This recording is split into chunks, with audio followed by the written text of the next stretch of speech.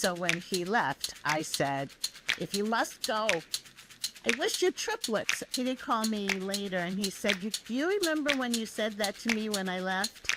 And I said, yes. He said, yes. Well, I'm about to have twins.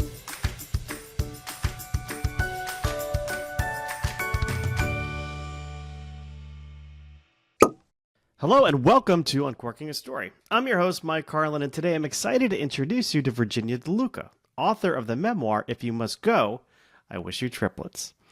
Now, that title kind of struck me a little bit because I happen to be the father of triplets. And really, I kind of had this knee-jerk reaction to it, I'm like, ooh, I don't know how I feel about this. I know it's funny. I know it's meant to be funny. I know it's tongue-in-cheek. I know it's playful. But it did bring back a flood of memories, like the countless times that somebody saw me pushing a triplet stroller and would stop me and say things like, better you than me. It happened. It happened more than once. As if my parenting journey was some kind of cautionary tale. My kids are 23 years old now, and I still feel sleep deprived. I mean, I don't think I'll ever get that sleep back. But I wouldn't change a thing. Being their dad has been the most meaningful part of my life. And I really believe that. And, I remember those early years, not just for the chaos, but how misunderstood I often felt. Like, I had this boss who once wanted to put me on a performance plan because I wasn't my usual self. Now, she had no clue what life at home looked like for me. I did not sleep. It was very challenging. And a year later, though, after having only one child with a nanny, by the way, I overheard her complaining about how hard parenting was. And I didn't say a word. I just smiled. I kind of knew. No judgment here. But all of this is to say, Virginia's book and our conversation resonated with me in ways that were both expected and surprising.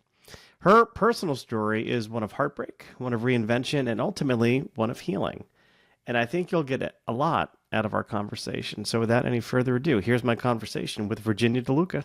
Virginia DeLuca is a writer and psychotherapist living in Boston, Massachusetts. She's the award-winning author of the novel As If Women Mattered, and her essays have appeared in the Iowa Review, The Writer, Huffington Post, Self, Glamour, and Parenting magazine. Her memoir, If You Must Go, I Wish You Triplets, is available now. Welcome to Uncorking Story, Virginia. Thank you. Thank you so much for having me. I'm excited to have you here, Virginia. I'm curious, where does your story as an author begin? I have always been I've always wanted to be a writer. Always. That I can, even as a young child. But I just never believed that regular people could be writers. So, it's taken quite a bit of time. I did do, with a very close friend, we published, a book way, way, way back in my 20s. But then it took a while to come back. Yeah. What was it about being a writer that kind of drew you to it as a kid? I think I loved making up stories. I don't think maybe I wasn't the most honest always. I love to, have... I pretend, I loved reading. I loved fantasizing. I loved, imagining myself being, I was big on the pioneer story, like, oh, wow, you could be a pioneer woman type. Yeah. And now, of course, there's a pioneer woman on TV doing cooking. I don't know if you ever watched her, but she's on my house every Saturday morning. My son is a big foodie himself and enjoys watching the Pioneer Woman. And then but you go into a career as an author. It sounds like you went into the career of mental health. I'm curious as to what drew you to that profession. Well, I think, people often will say, as a social worker, I'm a social worker, so a clinical social worker, but that, we're all a little crazy. We have, anybody who becomes a therapist is really kind of working towards exploring their own stuff. I had a lot of losses with my brother died and various things. And so it was like, okay, let's see if we can unpack some of that. Yeah. How old were you when your brother passed away? I was in my 30s. Yeah. Yeah. I unfortunately am a member of that club as well. Oh, I'm so sorry. Yeah, my brother passed away a couple years ago, and it's like one of those things where like my parents, they're older, right? So my mother died last year, and we always say that she died of a broken heart over my brother's loss, but she was 90, about to be 91 years old.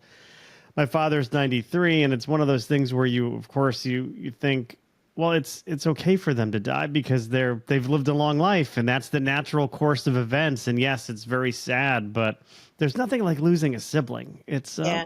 Yeah. that's a tough one. That I It still is. wrestle with that one.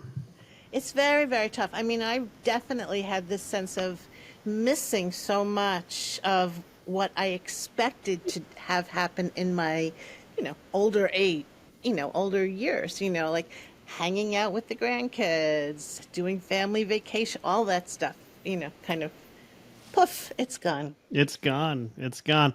Well, let's transition to your memoir. I'm curious. I'm very curious about the title, and I'll tell you why after you explain it. Yes, I did hear that you have triplets. I do. Congratulations. I do. Yes, they are 23, and Yeah, which is funny because I still only feel 23 in my own head. So I know. it's Yeah. funny. But I'm curious about the book. What can you share with us about it? So when my husband left, he was 60 and I was 61. And he had never had kids and I did have kids. And so, as I was, it was very sudden. According to me, it was very sudden. I thought we had this great relationship. I really loved him very, very much. But when I was very angry at a certain point, I said to him, and he left with the understanding that he wanted to have children. So when he left, I said, "If you must go, I wish you triplets," as if, sort of all the chaos that would erupt from triplets. Right. So, Right. So kind of from a place of anger, it sounds like. yes. But Well, it was sort of snarky. snarky. Yeah. Yes. I take no offense to it as the father of triplets. But it is interesting. I used to walk when the kids were babies. I would take them for these long walks in our neighborhood. And people would, you see a guy pushing a triplet stroller, and it is a conversation starter. Let's just say that. And people would ask me all sorts of questions, and then they'd be like, "Are they triplets?" And I'd be like, "Yes." And then I would get somebody who would say something like, "Well, better you than me." And I'm like, Right. "Well, that is just a very interesting thing to say to somebody, isn't it?" It's like, Yeah. Yeah. I'm like, "Yeah, maybe it is better me than you because apparently I can handle this." But Right. did he ever wind up having kids after he left you? He didn't have triplets, but he did call me later and he said, "Do you remember when you said that to me when I left?" And I said, "Yes." He said, "Yes. Well, I'm about to have twins." Wow. So, Well, I can't yes. imagine having twins, or I- even a singleton, at 60 years of age or He greater. was 66 when the twins were born. 66. Oh my gosh. Yeah. Yeah, I can't quite imagine that either. I have 7 grandkids. That's that's a lot. Yeah. Yeah. I'm just doing the math in my head. When they're graduating college, Mhm. if he's lucky enough to be alive, he'll be in his 80s. Yeah. Yeah. Wow. Yeah. Wow. Yeah. So I can't imagine the shock to your system when, I mean, you as you said, you had this in your head, this perfect marriage, in your mind. What was it like? I mean, how much of a bombshell was that?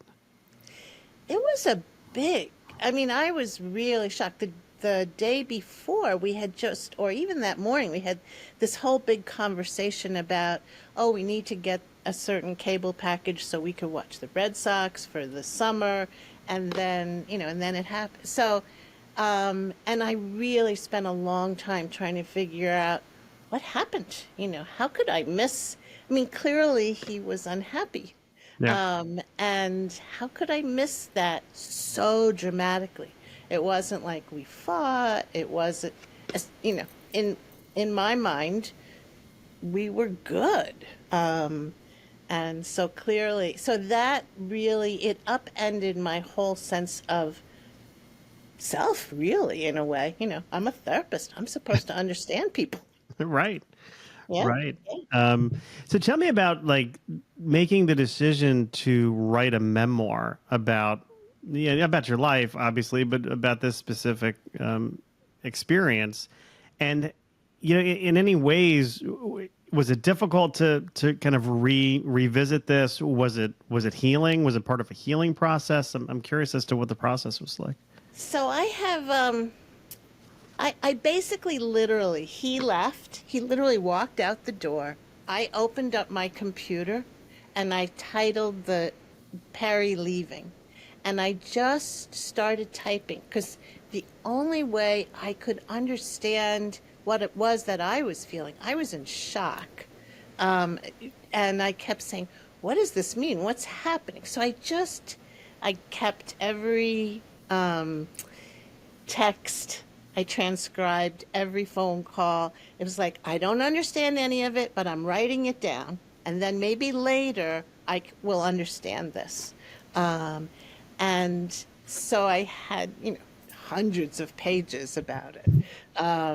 And that really actually worked. I think it's a good reflection. I mean, it's a good thing to do, I think, when you're having a big shock. To really sort of try and sort it through. I didn't really understand it until I tried to create it from a journal into a book. And then I began to really it was very healing. Yeah. And Did you use in your background as a licensed clinical social worker? I'm curious. Do you use writing at all as a therapeutic tool for your patients? I often suggest, some people feel comfortable with writing. Some people, it feels like you're assigning, an English paper. So, it's really, if it's something that people feel comfortable with, I really think it's really useful. I think any kind of drawing, I think, is really useful if that's a better medium. Sometimes it's hard for us to think when we're in high emotion. And, putting words on it, even if they're ridiculous words, it begins to sort of helps our brain it moves us a little bit into the adult part of ourselves instead of the kid. I mean, at the beginning, basically, I was wailing. I mean, that was, it's like, how can he have done that? But, I was going on and on. Sure. But in the journal, Yeah. yeah. It just in my own life, I'm a better communicator as a writer than I am verbally, with interpersonal communication. And I mean, I can present in front of people. I can think on my feet. I do stand-up comedy. Like I'm good in front of people with a microphone in my hand. But if I'm having a bad day, or if I am struggling with, a bouts of depression, my brother, I mentioned before, passed away, in that time, and after my mother passed away a year later, like I was approaching my 50th birthday, and I was just not feeling it. Like Yeah. I have a twin brother, and my wife and his wife were planning this party for us. I honestly wanted nothing to do with this party. I didn't want to go. Part of the backstory: my mother was born. I was born. My brother and I were born on my mother's birthday. So not only was I turning 50, it was going to be the first birthday, where we always shared with my mom, where she wasn't there. So I remember just being a zombie at this point in time, and I didn't want to go to the party. I wasn't happy. My wife is like, "What is the matter with you?" And I'm like, I just couldn't talk about it. But I wound up writing a blog post, because I do a blog, and I don't know if we still call them blogs now, but I feel very out of this. I know. But I wrote this like deep personal thing, and my wife got mad. She's like, "How, you can go and tell the entire world what's on your mind and how you're feeling, but you can't tell me." And I'm like, it's not that I can't tell you. I just don't communicate that way. I need to sit and reflect and feel, and then the words come out, and then I'm better. Yeah. And that's just that's the way I work. It really is. You've probably, I don't know, have you, Julia Cameron used to talk about morning pages. Hmm. And it's something that I've done decades now. When I'm like all a Twitter, I am all like all sort of agitated about anything. I'll sit down and say, okay, it's time for the morning pages. What's going on? What's happening? Um, and I really encourage that well, I encourage it for everybody, but it really is useful for me. Yeah, I mean, it's a gift to yourself to do that, I believe. Yeah. I mean, some people meditate, but for me, for me, that just creates lists. Yeah, no, I get it, but I think writing is a form of meditation. Hmm. Even though, like, because I think a lot of people think meditation is, oh, you got to clear your mind 100%. You've got to sit in silence, and like that's really hard to do. Especially if you're just trying out, it's really intimidating. But what is meditation? It's repetition. It's relaxation. It's breathing.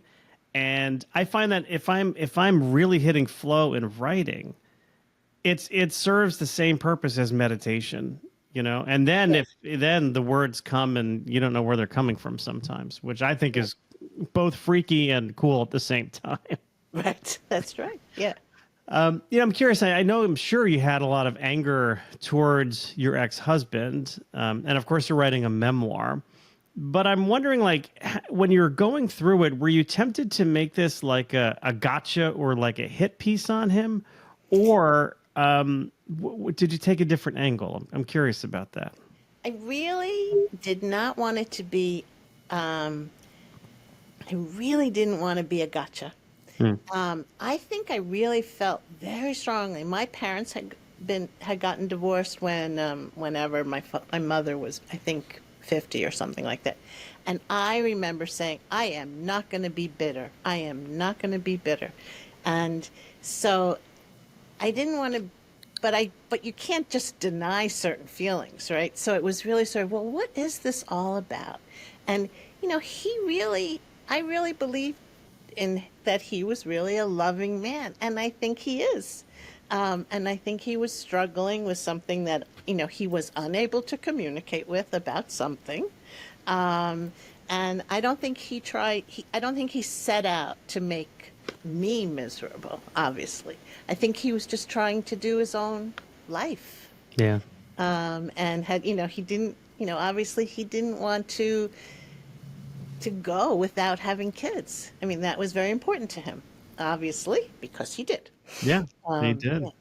And one of the things that I really focused a lot about, and I focus a lot even with clients about this, is we cannot control other people's behaviors. We really can't. We want to, we wish we could, we want to influence, but we really can't.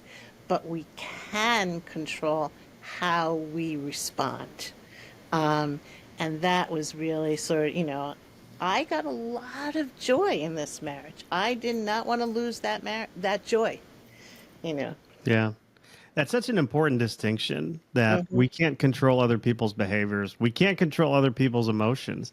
So Hmm. just going back to that, example I shared from my life before, when I was approaching my 50th and I was just upset and depressed, my wife kept saying, I don't know how to help you. I don't know. There's nothing I can do to help you. And I'm like, you're right. There's nothing you can do to help me except just, Yes. be understanding. Let me sit with this. Let Hmm. me feel this. It's part of life. But she could control, obviously, how she reacted to it. Yeah. Um, and sometimes that was positive, and sometimes it was, Yeah. Yeah. it's just some conflict. But that is a very important distinction. I thank you for sharing that. Yeah. And understanding that it's very hard to go through grief. We don't want to go through grief. Um, I mean, I sometimes have said to now my kids are in their close to 50, but I used to say when they were in their 20s with heartbreak all over the place, and I would say, well, one of the way, if you love anything, anybody, anything really, you risk losing. And we hate losing in terms of it. It's so painful, that grief.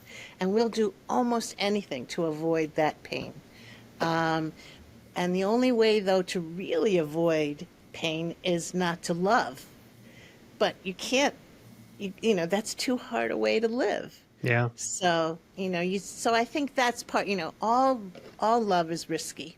Right. People die, they don't listen to you, Well, nothing, and there's that expression, nothing in life is free.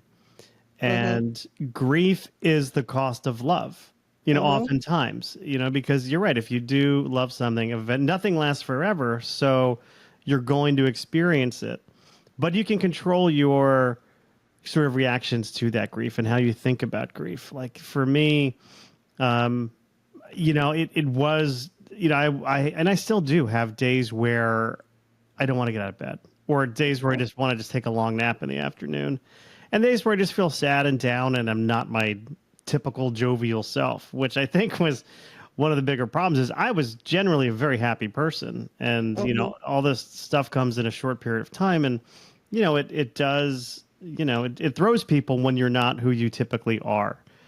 Right. But grief can be good in a way, because it reminds you, you know what? And I might talk myself out of it, but it's just funny to think of, like, Charlie Brown used to say "good grief," yeah, Right. and there is a way in which grief can be good, because it reminds you that it's temporary. It reminds you that you did love something at one point. I don't know. What's your take on grief being I good, think it Virginia? creates compassion in some ways. Mm. We really realize how um, I just heard somebody call it her superpower. And I think that's a really interesting way of thinking about it. People want to get rid of it. You want to get over it. Are you already done with this grieving stuff already? Like, get over it. And it doesn't. It's you, especially with somebody who has died. I think you have a relationship for the rest of your life with that person. Um, I mean, I still, my brother, I think it's 40 years. And, he's got grandkids, all that kind of stuff. So I think about, I also realize he and my other brother they were 9 and 12 years older than I was when I was born. So they were 9 and 12 years. And I realized just relatively within the last couple of years, I realized, oh, they were my parent figures. They were my caretakers. I was like, oh, so you still change that relationship over time, even though he hasn't been around for a long time. Yeah. Wow. So Yeah. you write the book, you get it out, you get it all out of you. Tell me about the path to publishing for you. How did you take that? Did you go the traditional route? Did you query a bunch of agents who turned you down, because that's what happens to me all the time, or did you go another route? So what happened was that so I had this big hunk of journal stuff, and I had a really close friend who said, maybe you should write a memoir. And then I joined a memoir incubator class in Boston called Grub Street Incubator Class with an extraordinarily teacher, Alyssa Abbott. And she was a great mentor, but she really, besides the crafting of making, the situation is he left, the story is what happened to me really about it, right? Um, and then she also helped build a community. So all these other writers then helping, sharing about querying, about how you actually deal with all that rejection, about how you deal with the essays, how you deal with, why am I doing this? Why am I putting myself through this? What is, it's a really good community, and that was a miracle. So what happened was that I got rejected all over the place. I finally got an agent, and then still got rejected all over the place.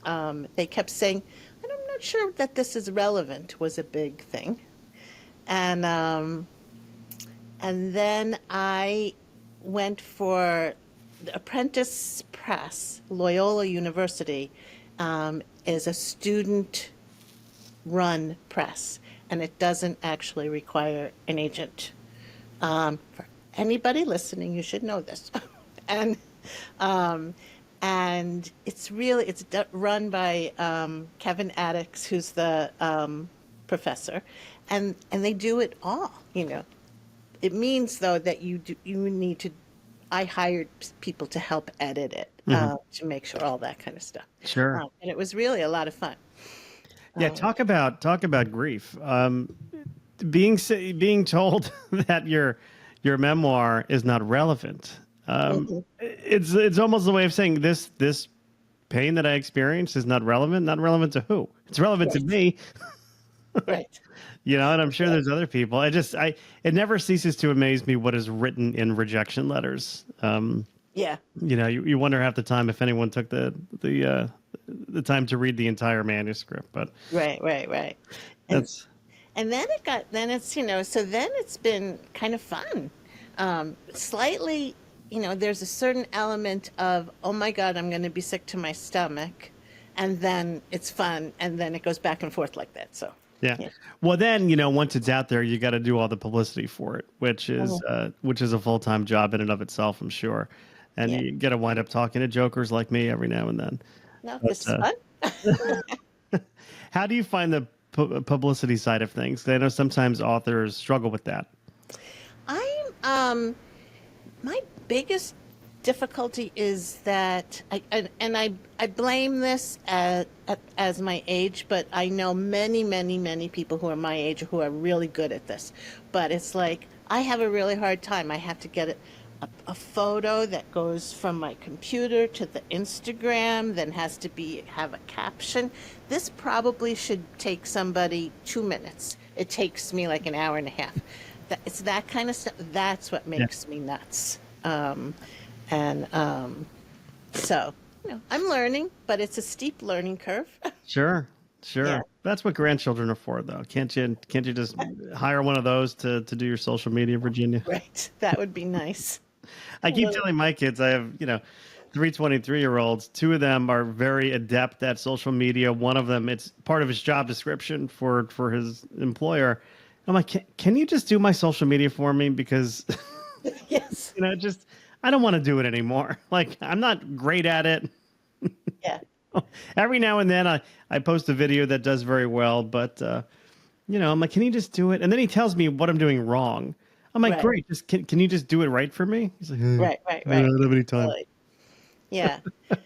And it is a strange feeling to be, my father was a salesman when I was growing up. And I realized, wow, I am so not a salesperson. It's like, so it's interesting. It's an interesting process. It is. And it's so many of us can be introverted at times. I don't believe that there are true introverts and true extroverts in the world. I think we are all kind of on a spectrum, and I could be very extroverted in certain situations, but extremely introverted in others. And, but you do have to I'm not great at talking about myself. I'm not, clearly I'm not. And, to actually go out there, because if you don't sell yourself though, it's like, why should anyone buy the book? Right. If you can't be your own biggest champion, then no one else is going to do it for you. Right. And it's an interesting process. Like somebody, I have a friend who said, why, writing a memoir is very exposing, right? But I'm actually a very private person. But I realized, okay, so what's the problem with that? That doesn't make sense. But I realized, I'm okay about disclosing things. I'm not a performer. Yeah. And that's a different kind of thing. So, yeah. Fair enough. Yeah. Virginia, where can people pick up if you go I Wish You Triplets?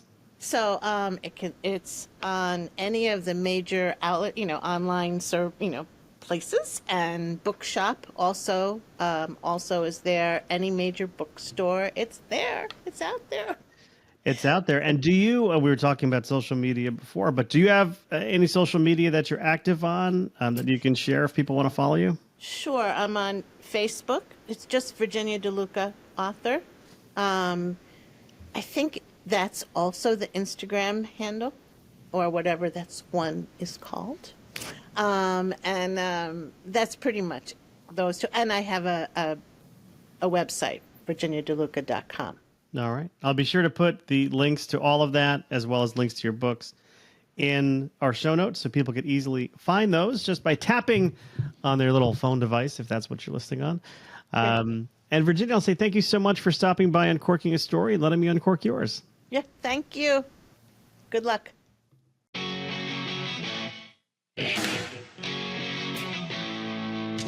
Thanks for listening to Uncorking a Story.